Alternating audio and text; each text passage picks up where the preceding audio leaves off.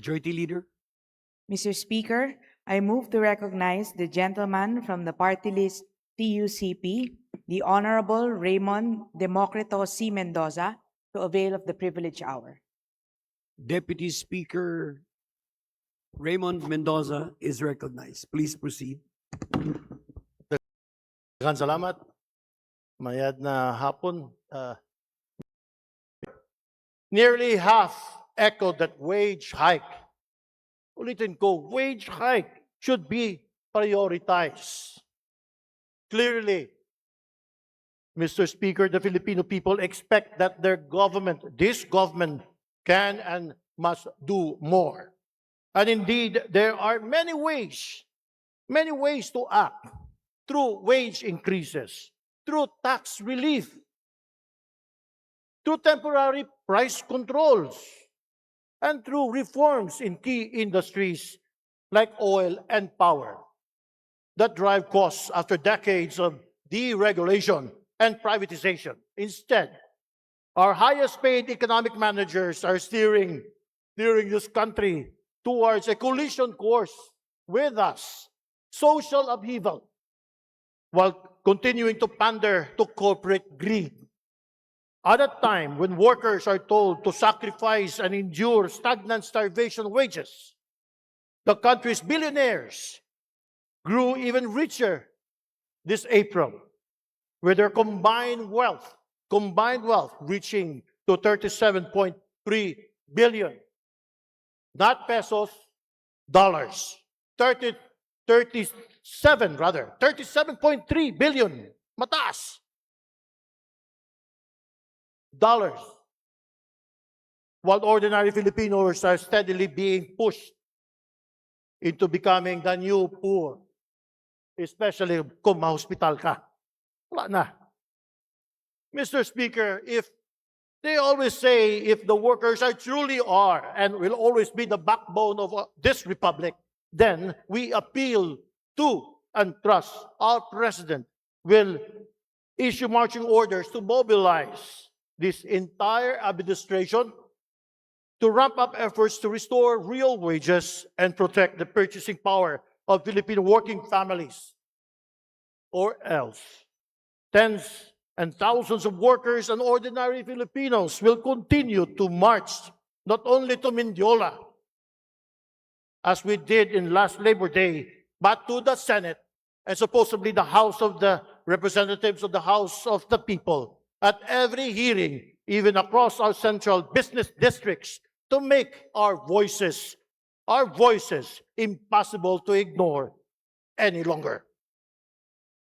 All that the workers of this country, yung manggagawa, sir, is asking of this country, meaningful engagement with the president, coupled with equally meaningful social labor legislation. Mr. Speaker, in the previous administrations, the Arroyo administration enacted RA Republic Act 9504, granting income tax exemption for minimum wage earners. The Aquino administration enacted the Batas Kasambahay, Tripartite Law, Republic Act 10653, increasing the tax-exempt ceiling of our 13th-month pay and other benefits. The Duterte administration enacted the OSH, the Occupational Safety and Health Law. They expanded maternity leave law from 60 days to 120 days. And of course, in which I chair the Department of Migrant Workers, DMW law, among others. Dumami. Today. Now, ang maganda lang nangyari sa TUCP, naging deputy speaker ako. For the past 4 years, medyo wala. Nothing to, well, there is this, Trabaho para sa Bayan Act, na master plan daw sa employment enacted in 2023. Yet, as of March more than 2 million Filipinos remain unemployed, while underemployment stubbornly persists at the double-digit levels. And this does not even account for the absurdity of both our national and international definitions of employed, where working for just a single hour is already enough to be counted as having a job or employed. Millions of overseas Filipino workers, OFWs, continue to face growing uncertainty even as another wave of over 500,000 fresh graduates enter to the increasingly tight labor market, still unable to generate enough stable, decent, and well-paying jobs. Thus, we must ask, what will and should define this administration?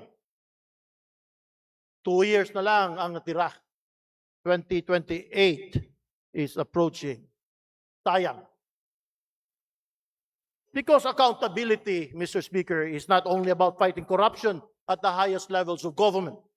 Accountability is also about confronting and answering for inaction. As the house of the people, they always say a house of the people, manggagawa. Let us not betray the trust bestowed upon us by our people to legislate higher wages. We did it last time in 19th Congress. Pumasa. We can have a Section 43 to fast track it kung kaya. Let us have hearings 1 year, almost 1 year. 1 year has passed. Wala pang hearing. We appeal. TUCP appeals. Higher wages, quality jobs, and better lives. Let us finally fulfill, not neglect our constitutional duty to ensure that every worker in this country not only possesses these rights on paper, but genuinely enjoy security of tenure, humane conditions of work, and a living wage. Together, let us restore not only the value of wages, but the dignity of labor and the confidence of our people in this government, in their government. As they say, paulit-ulit, Mr. Speaker, public office, after all, is public trust. First and foremost, in service of the workers who keep this nation moving forward. Finally, to end, Mr. Speaker, hopefully next year I'll be reading a different speech and more positive than this one. That is my hope. Daghang salamat. Maraming salamat. Mabuhi ang manggagawa. Mabuhay ang manggagawang Pilipino. Thank you. Thank you, Deputy Speaker Mendoza. Majority Leader. Mr. Speaker, we would like to refer the speech of the Honorable Deputy Speaker Mendoza to the Committee on Rules for its appropriate action. Is there any objection? The chair hears none. The motion is approved. The speech of Deputy Speaker Mendoza is referred to the Committee on Rules for its appropriate action.